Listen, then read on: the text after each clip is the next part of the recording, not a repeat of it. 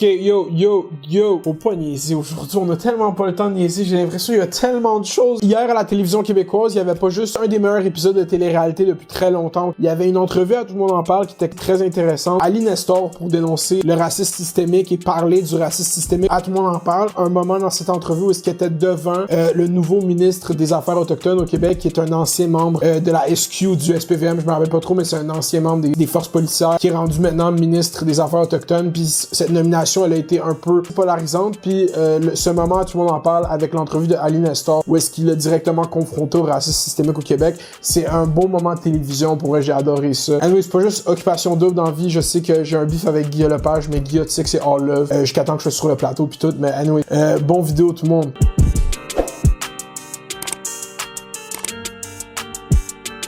Ok, aujourd'hui, bonjour, bienvenue. Aujourd'hui, j'ai une moustache. Pourquoi j'ai une moustache? Parce que hier, Kevin est arrivé puis il a single-handedly sauvé la saison d'Occupation Double. Franchement, il y a une affaire qui me dérangeait, c'est le fait de l'histoire que t'étais en couple quand t'as fait les auditions.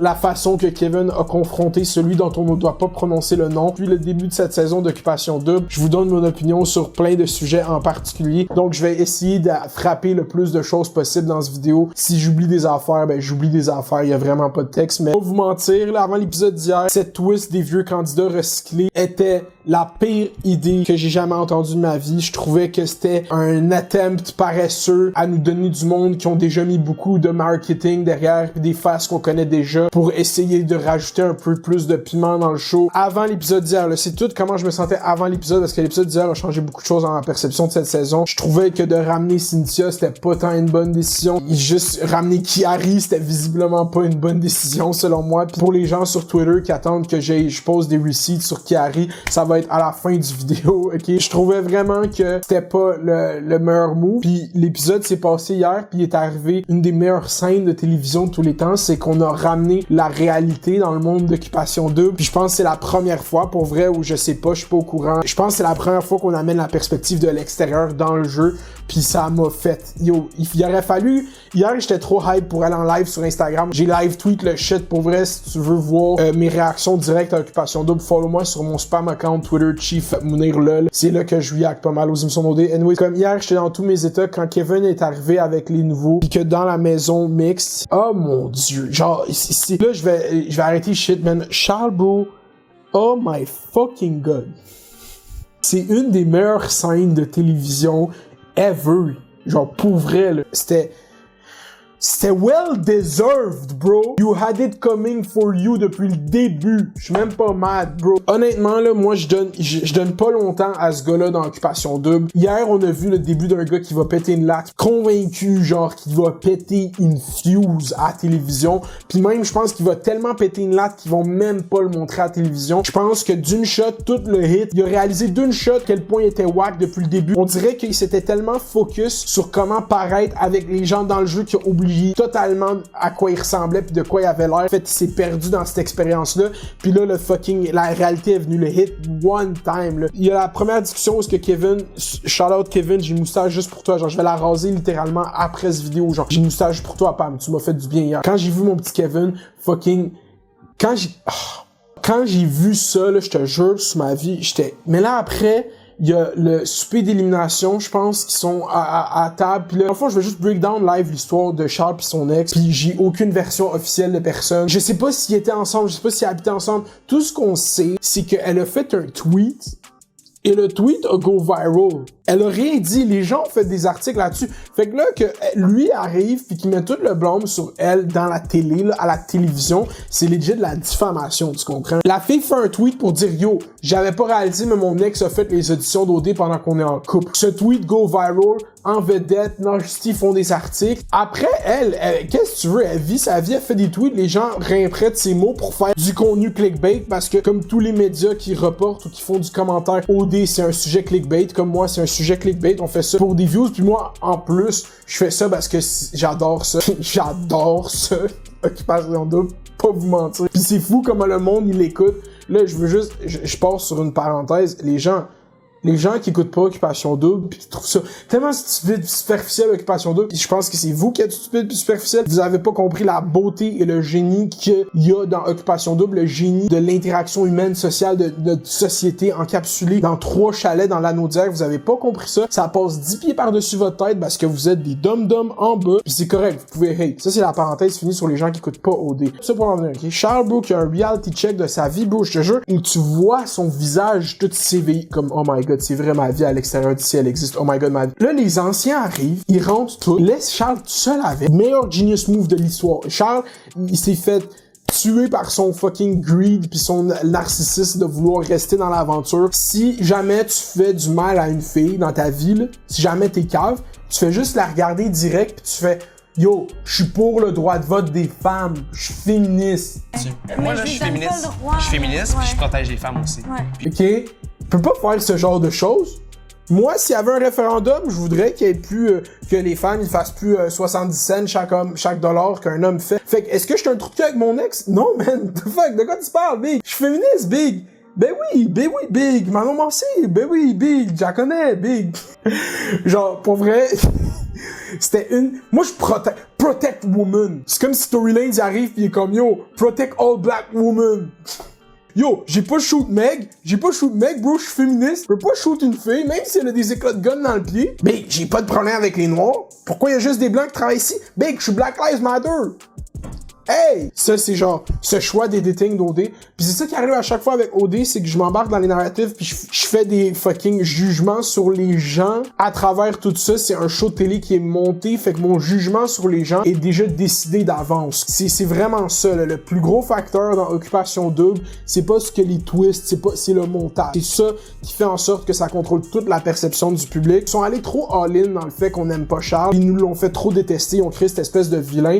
Puis live, qu'est-ce qu'ils voient, c'est qu'il va péter une latte, puis ils ont ramené la réalité à lui, puis ça va le faire exploser. Moi, je pense que Charles est gone, genre, pour vrai, juste comme fucking mentalement, il est juste gone for good. Héloïse deserve better quand il essaye d'expliquer à Héloïse, puis après, il se dit qu'ils sont en amour, mais là, après, à la table de délibération, il est comme, oh ouais, mais si ça se passe pas avec Héloïse, il y a peut-être de quoi pour vous. Doc, tu viens de dire que t'es en amour. Anyways, on a peut-être pas les mêmes définitions de l'amour. Cette parenthèse, je vais vous dire qu'est-ce que je pense. Vincent, c'est le fucking MVP à date. Vincent, il est plus 1 semaine 4, je pense que c'est un record de l'histoire d'Occupation Double, faut juste noter. Jord, si c'est pas Jord qui casse Charles, parce que là, qu'est-ce qui arrive, c'est que tous les boys vont être ensemble.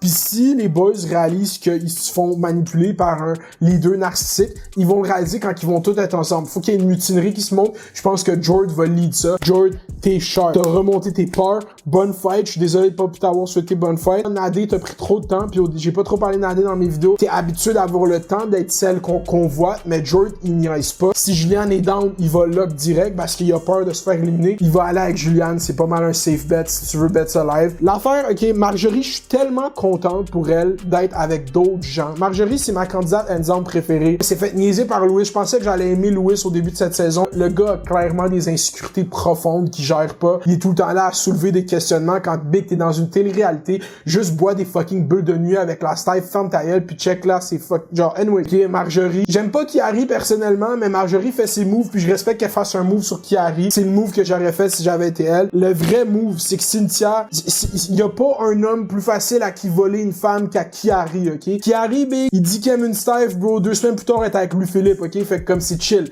Cynthia get la Steve, Kiari, il a bu une bulle de nuit avec, puis il pense qu'il va se la get. Puis là, je vais juste adresser tout de suite, ok, Kiari. On m'a demandé sur Twitter pourquoi j'aimais pas Kiari, puis j'ai pas donné de justification. Puis là, je vais en donner une un peu boboche que je vais pas vous répondre au complet. Dans le fond, au cours de la dernière année, j'ai fait du contenu sur sa saison d'Occupation Double. Puis tu sais, j'ai dit des choses sur Kiari, mais je remarquais pas qu'il était là parce qu'il faisait juste se cacher derrière Alexandre pendant sa saison. Puis c'est comme ça qu'il s'est rendu en finale, il y a aucun mérite pour ça. Je hate pas, là, je fais juste dire les choses. Quand il est sorti d'Occupation 2, il m'a follow sur Instagram, which is good, genre, je l'ai follow back, j'étais comme, let's go. Puis là, il a changé son nom de Kiari OD officiel à Kiki Loves You, ok? Je fais juste dire ça. Il m'a écrit pour m'inviter à sa podcast, ok? Puis il m'a écrit un esti de long message pour m'inviter à sa podcast. Il m'a pas écrit un message comme, yo dog, tu passeras à ma podcast, ça pourrait être le fun. Il m'a écrit un esti de long message sur son conflit par rapport à m'inviter sur sa podcast, sur comme quoi, moi, j'aurais dit des choses qui est pas d'accord, puis qu'il me trouve bon pareil, là, même si je dis tu sais, t'es bon pareil. Il me parlait vraiment de haut, puis il me parlait de son conflit personnel par rapport au fait que je vienne à sa podcast quand j'ai jamais parlé à ce dude de ma calice de vie. Je le connais pas, j'ai fait des jokes sur lui sur YouTube, ok, je m'en bats les couilles. Et là, il m'écrit, puis ce message-là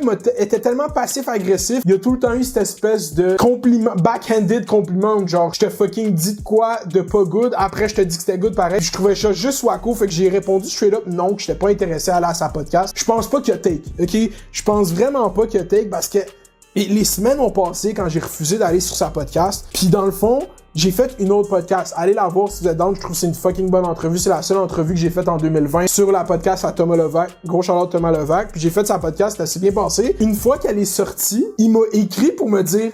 Puis là, je vais le quote parce que je m'en rappelle, c'est imprimé dans mon âme, ce DM-là de Chiari. Bro, pour vrai, au début, je pensais vraiment que t'étais bon juste à cause du montage. Mais c'est pas vrai. Je viens de voir ta podcast à Thomas Levac, pis t'as vraiment bien fait ça. Puis je suis comme Puis là, je l'ai mal quote, genre, c'était vraiment plus long pis fucking maladroit que ça. Chaque fois que le boy essaye de me parler, je trouve ça fucking weird. Pis là, moi, j'ai fini par écouter sa fucking podcast pis allez pas écouter ça. Il y a une entrevue avec SJ Blow, c'est correct, il est chanceux. Félicitations. Moi avec, je vais faire des TikTok avec Tony Lopez un jour. C'est correct. Chiari est weird. C'est ça mon point sur Chiari. C'est pas que je l'aime pas, c'est qu'il est weird. Puis que live, je tends la branche d'Olivier. Chiari, de ce que j'ai vu pendant les quelques minutes qu'il était là, avait l'air plus décontracté, avait l'air plus à l'aise et moins obnoxious. Fait que c'est ça, je l'ai dit. Ça m'en a pris beaucoup pour le dire. Mais il a l'air moins pire que l'année passée, puis moins pire que quand il me DMait cette année. J'ai trouvé ça weird en crise. Puis c'est pour ça que j'ai juste trouvé tout le temps ce gars-là un peu un yikes. Genre, dans ma tête, Chiari, c'était juste un gros yikes.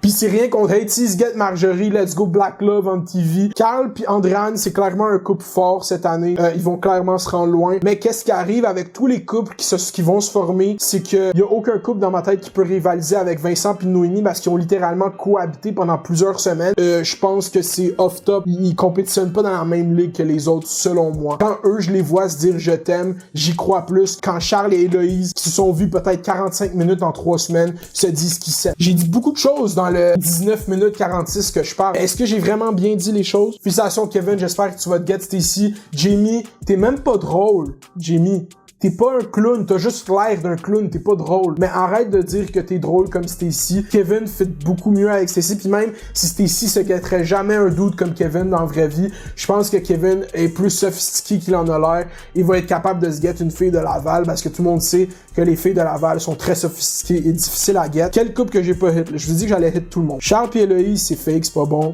Chiari pis Marjorie, ça va pas se donner. Cynthia, get-le comme LP a fait avec Alexandre. Qui d'autre que dans ce show-là, là? Dis-moi, Louis Maxime, c'est un L, j'ai hâte qu'il s'en aille. Julie, t'es forte, t'es bonne, t'es belle, t'es capable. Et c'était 2 bons derniers épisodes du dimanche à Occupation Double. Je trouve l'épisode de dimanche passé, il était vraiment bon, puis celui de dimanche était encore meilleur. Je trouve que ça a eu de la misère à partir comme saison, comme d'événements pis tout. Puis cette twist-là a juste bien tourné. Il y a tellement de façons que j'aurais pu détester ça. Puis comment qu'ils l'ont fait, ça m'a juste fait avaler la pilule qu'elle avait des anciens candidats parce qu'ils ont ramené de la réalité dans le jeu, puis j'ai trouvé ça vraiment divertissant.